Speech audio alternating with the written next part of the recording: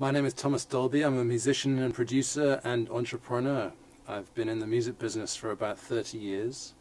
I started out in the UK making chart singles like She Blinded Me with Science and Hyperactive, and I've moved to the US about 25 years ago, and I've been working here ever since. I've always been very active with music technology and always been among the first people to try out new kinds of tools and instruments for music. And I became familiar with the Muse receptor a couple of years ago, and it seemed to solve a lot of problems for me. In the old days, when I used to play live, I used to have to cart boatloads of equipment around. I had synthesizers and drum machines and amplifiers and so on. It took a couple of techs to set it up for me every time, and there was always stuff going wrong. These days, I don't need that much equipment. Like everything else, musical equipment has shrunk. Most of those vintage synthesizers and keyboards that I used to use, you can now get in software form. You can actually emulate even an old Hammond B3 or a Mellotron like the Beatles used to use. You can get a little piece of software called a plug-in, which will run on any computer. So now, like my laptop, I can travel around with. I can work in a hotel room or on a plane or in my garden shed, and all of those classic instruments are actually contained in the plugins that I have on my laptop. But there's one problem. It's very tempting to overload the laptop with endless different plugins, but there comes a point where you're just overloading the processor on the computer, and you really at that point need an external unit in order to run everything. So enter the Muse receptor. I was blown away when this thing came out because it enabled me to take all of my plugins and run them on a very small self-contained separate unit. This had a lot of advantages for me.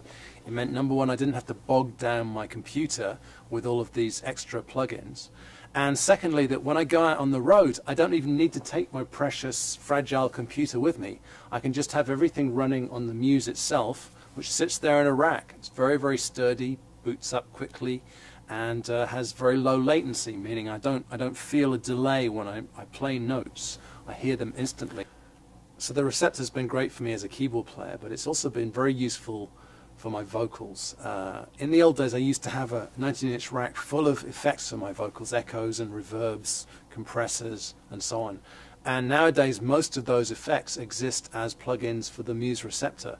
So instead of taking out a huge 19-inch rack and all of the interconnecting leads, I can do it all within the receptor.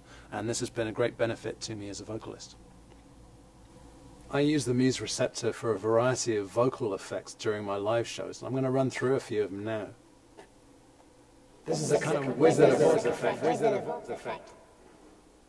This one chops up my voice, gives me a kind of backwards effect.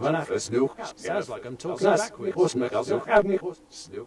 Here's a very sweet long reverb. And if I want to sound like Alvin the Chipmunk, it's very simple. This is a long kind of flanging effect. A lot of musicians and sound engineers are fans of vintage compressors and limiters that often cost thousands of pounds and tend to go horribly wrong. Well, most of those you can actually get as emulations within the Muse receptor. This is a very nice vintage compressor right here, which I can add onto my voice. And immediately I'm going to turn into Louis Armstrong. Shibby-da-bay, yeah!